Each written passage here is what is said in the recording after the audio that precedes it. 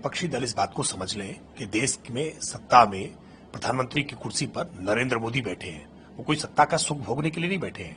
मां भारती की शान में किसी प्रकार की कोई गुस्ताखी करेगा और बच जाएगा, ऐसा नहीं हो सकता है। जिन्होंने भी ये कायराना क्रूर हरकत की है, उनको इसका अंजाम निश्चित तौर पर भुगतना पड़ेगा। वो कैसे भुगतेंगे, उसकी समय सीमा क्या होगी, निश्चित तौर पर यह एक रणनीतिक मामला है और इसको लेकर के कोई मीडिया में कह करके कोई बातें नहीं कही जाएंगी या इसका कोई ऐलान करके नहीं किया जाएगा, लेकिन उनको दंड इसका भुगतान जरूर करना पड़ेगा। उनके आकाओं को इसका दंड भुगतान करना पड़ेगा और आने वाले समय में निकट भविष्य में कभी भी ऐसी प्रकार की हिमाकत न कर सके, ये निश्चित तौर पर एक बड़ा सबक भारत की सरकार देकर के रहेगी, सुरक्षा एजेंसियां देकर के रहेंगी। जिस तरह से इसके साथ ही सभी विपक्षी दल अब उसका क्रेडिट लेने के लगातार प्रयास कर रहे हैं, जिस तरह में अखिलेश यादव ने कहा कि पीडीए समुदाय और देश की 90% आबादी जनगणना के पक्ष में ये पहला कदम है, जिसके बाद हमें अपने अधिकार मिलेंगे जो बाबा साहब भीमराव अम्बेडकर ने।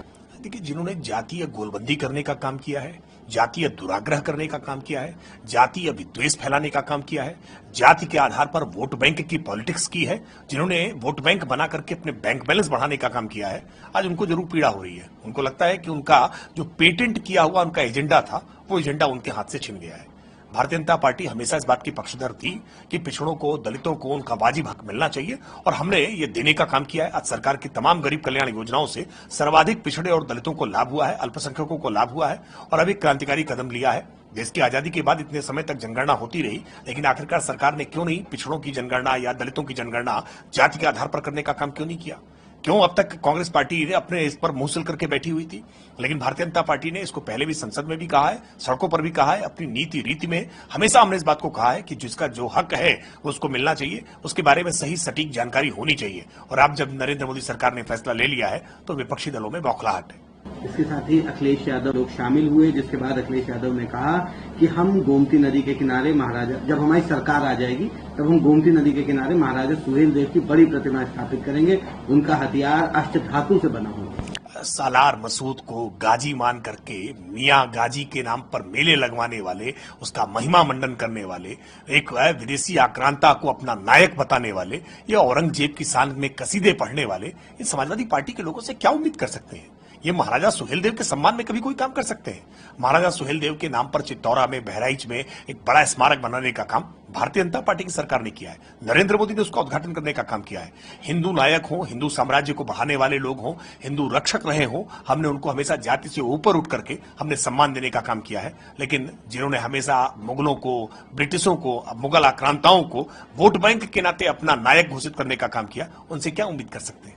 वायुसेना की ताकत दिखाई दी एयर शो शाहजहांपुर में 3.5 किलोमीटर लंबे रनवे पर हुआ। इसके साथ ही राफेल, जगुआर और मिराज जैसे लड़ाकू विमान इसमें शामिल हुए। किस तरह से? देखिए, उत्तर प्रदेश के लिए बड़ी उपलब्धि है। उत्तर प्रदेश में आज डबल इंजन की सरकार का कैसे दम दिखाई पड़ा है कि जब गंगा एक्सप्रेसवे जैसा बड़ा एक्सप्रेसवे बनने जा रहा है, देश को मिलने जा रहा है, तो न केवल उससे लोगों के बीच की दूरियां कम होंगी, लोगों को सहूलियत मिलेगी आने जाने के लिए, बल्कि सामरिक तौर पर भी उत्तर प्रदेश के लिए एक महत्वपूर्ण उपलब्धि होगी, जहां पर तमाम लड़ाकू विमानों का आज टेस्ट ड्राइव किया करके देखा गया है, टचडाउन करा के देखा गया है।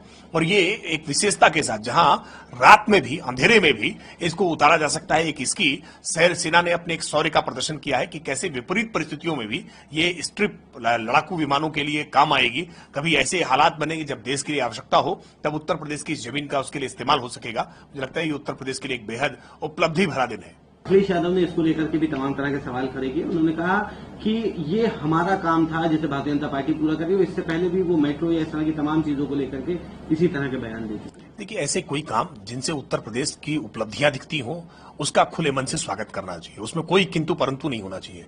दुर्भाग्यपूर्ण यह है कि अखिलेश यादव जी 5 वर्ष तक उत्तर प्रदेश के मुख्यमंत्री रहे और तब अपने शासनकाल में माफियाओं को पालते पोसते रहे, दंगों को उत्तर प्रदेश में नियंत्रित नहीं कर पाए, उत्तर प्रदेश में अपराध को उनकी सरपरस्ती थी।